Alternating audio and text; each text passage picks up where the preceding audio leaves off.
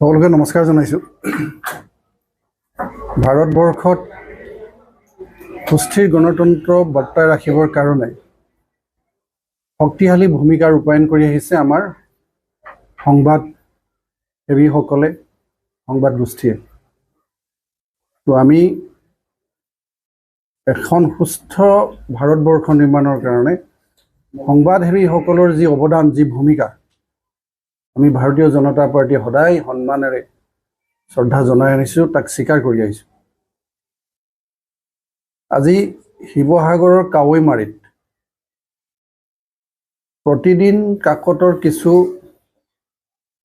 বাতৰি কাকত দুষ্কৃতিকাৰীয়ে জ্বলাই দিছে বুলি জানিব পাৰি আমি অতিকৈ দুখ পাইছোঁ আৰু আমি কঠোৰভাৱে প্ৰশাসনক জনাব বিচাৰিছোঁ, যিসকল দুষ্কৃতিকাৰীয়ে এই সুস্থ গণতান্ত্ৰিক ব্যৱস্থাটোক ব্যাঘাত জন্মাবৰ কাৰণে এই দুষ্কাৰ্য কৰিছে, তেখেতলোকৰ ওপৰত কঠোৰ ব্যৱস্থা গ্ৰহণৰ কাৰণে পদক্ষেপ ল'ব লাগে।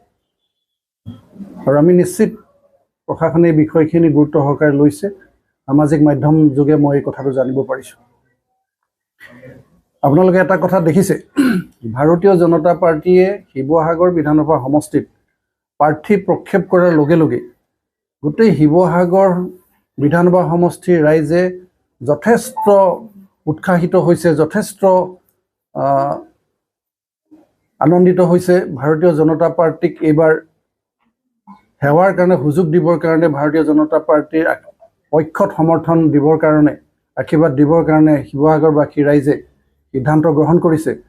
আৰু আমাৰ দলৰ পৰা প্ৰক্ষেপিত প্ৰাৰ্থীগৰাকী বিপুল ভোটত শিৱসাগৰ সমষ্টিত জয়ী হোৱাটো নিশ্চিত হোৱাৰ লগে লগে বিৰোধী ৰাজনৈতিক দলে এই নিকৃষ্ট চক্ৰান্তত জড়িত হৈছে বুলি আমি সন্দেহ কৰিছোঁ। যোৱাকালি প্ৰতিদিন কাকতত আমাৰ প্ৰাৰ্থীগৰাকীৰ অতীতৰ কিছু কথা, তেখেত এটা সময়ত বিপ্লৱী নেতা আছিল, বিপ্লৱত জড়িত হৈছিল। সেই সময়ত বিপ্লৱৰ যি তেওঁলোকৰ যি সিদ্ধান্ত আছিল বা যি ধৰণে বিপ্লৱ পৰিচালিত হৈছিল, তেতিয়া দুই এটা ঘটনা হয়তো সংঘটিত হৈছিল, কিন্তু আমাৰ প্ৰাৰ্থীগৰাকীক সেই ঘটনাবিলাকৰ লগত সাঙুৰি তেখেতৰ ব্যক্তিগত যি ভাৱমূৰ্তি তাক ম্লান কৰিবৰ কাৰণে বিৰোধী পক্ষই বিভিন্ন কূট কৌশল ৰচনা কৰা আমি দেখিবলৈ পাইছোঁ। আৰু সেই কালিৰ সংবাদ প্ৰকাশ পোৱাৰ পিছতেই তাৰ লগতে সংগতি ৰাখি বিৰোধী পক্ষই ভাৰতীয় জনতা পাৰ্টীৰ ভাৱমূৰ্তি নষ্ট কৰিবৰ কাৰণে এই নিকৃষ্ট চক্ৰান্তত জড়িত হৈছে বুলি আমি বিশ্বাস কৰিছোঁ। কাৰণ ভাৰতীয় জনতা পাৰ্টীয়ে সংবাদ গোষ্ঠীক সদায় সন্মান কৰে। ভাৰতবৰ্ষৰ চতুৰ্থ স্তম্ভ ৰক্ষাকাৰী এই সংবাদ ব্যৱস্থাক সদায় ভাৰতীয় জনতা পাৰ্টীয়ে শ্ৰদ্ধা কৰি আহিছে, আগন্তুক দিনতো শ্ৰদ্ধা কৰি যাব। গতিকে এনেকুৱা নিকৃষ্ট কামত ভাৰতীয় জনতা পাৰ্টীৰ কোনো কাৰ্যকৰ্তা জড়িত হ'বই নোৱাৰে। গতিকে আমি যিসকলে ভাৰতীয় জনতা পাৰ্টীৰ ভাৱমূৰ্তি ম্লান কৰিবৰ কাৰণে, আমাৰ প্ৰাৰ্থীগৰাকীৰ ভাৱমূৰ্তি সেৱা প্ৰতিপন্ন কৰিবৰ কাৰণে এই নিকৃষ্ট কাণ্ডত জড়িত হৈছে, আমি তেখেতলোকক ধিক্কাৰ দিছোঁ, নিন্দা কৰিছোঁ। আৰু এনেকুৱা নিকৃষ্ট কাণ্ডই জনতাৰ মনৰ যি উৎসাহ, যি আনন্দ, ভাৰতীয় জনতা পাৰ্টীক সেৱা কৰাৰ সুযোগ দিয়াৰ কাৰণে যে সিদ্ধান্ত, সেই সিদ্ধান্তত কোনো প্ৰভাৱ পেলাব নোৱাৰে। গতিকে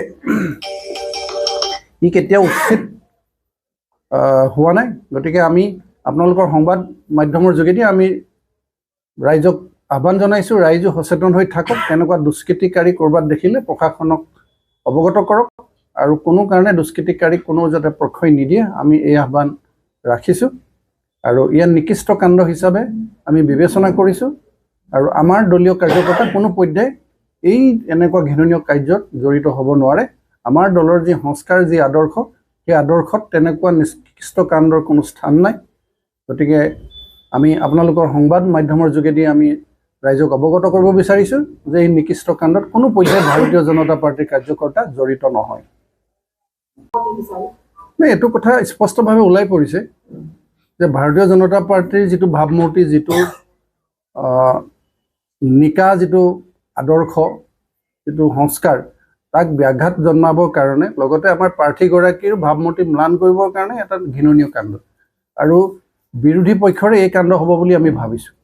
গতিকে তেখেতলোকৰ সেই কৰ্মৰ দ্বাৰা আমাৰ ভাৱমূৰ্তি কেতিয়াও ম্লান কৰিব নোৱাৰে আৰু আমাৰ প্ৰাৰ্থীগৰাকীৰ জয়ত কেতিয়াও তেখেতলোকে প্ৰভাৱ পেলাব নোৱাৰে, কাৰণ সিদ্ধান্ত শিৱসাগৰবাসীয়ে ল'ব। আজি শিৱসাগৰবাসীয়ে উন্নয়ন বিচাৰিছে।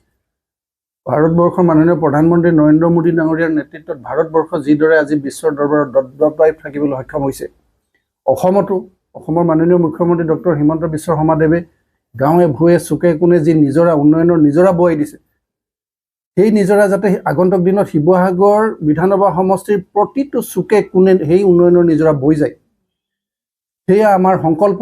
আৰু শিৱসাগৰ জনতাই সিদ্ধান্ত লৈছে যে সেই নিজৰা উন্নয়নৰ নিজৰা প্ৰত্যেকখন গাঁৱৰ প্ৰত্যেকটো চুকে কোণে নিজৰা বৈ যাব লাগে আৰু সেই আশাৰে ভাৰতীয় জনতা পাৰ্টীক আশীৰ্বাদ দিব। আমাৰ প্ৰাৰ্থীজনৰ বিজয় নিশ্চিত আৰু এই আমাৰ প্ৰাৰ্থীজনৰ বিজয় নিশ্চিত বুলি জানিয়ে বিৰোধী শংকিত হৈ এই নিকৃষ্ট কাণ্ডত জড়িত হৈছে বুলি আমি বিশ্বাস কৰিছোঁ।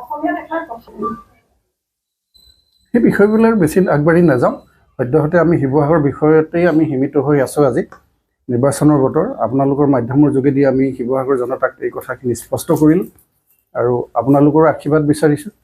সংবাদসেৱীসকলেও আমাক ভাৰতীয় জনতা পাৰ্টীৰ প্ৰাৰ্থীগৰাকীয়ে আশীৰ্বাদ দিয়ক, যাতে সুস্থভাৱে সবলভাৱে ভাৰতীয় শিৱসাগৰবাসীয়ে বিচৰাৰ ধৰণে আমাৰ প্ৰাৰ্থীগৰাকী জয়ী হৈ আগন্তুক দিনত শিৱসাগৰ ৰাইজক সেৱা কৰিব পাৰে, সেই আশীৰ্বাদ যাতে তেখেতে প্ৰাপ্ত হয়। আপোনালোকৰো অৰিহণা নিশ্চিতভাৱে ইয়াত থাকিব। আপোনালোকৰ আশীৰ্বাদ মই আজি এই আপাহতে আপোনালোকৰ পৰাও কামনা কৰিছোঁ।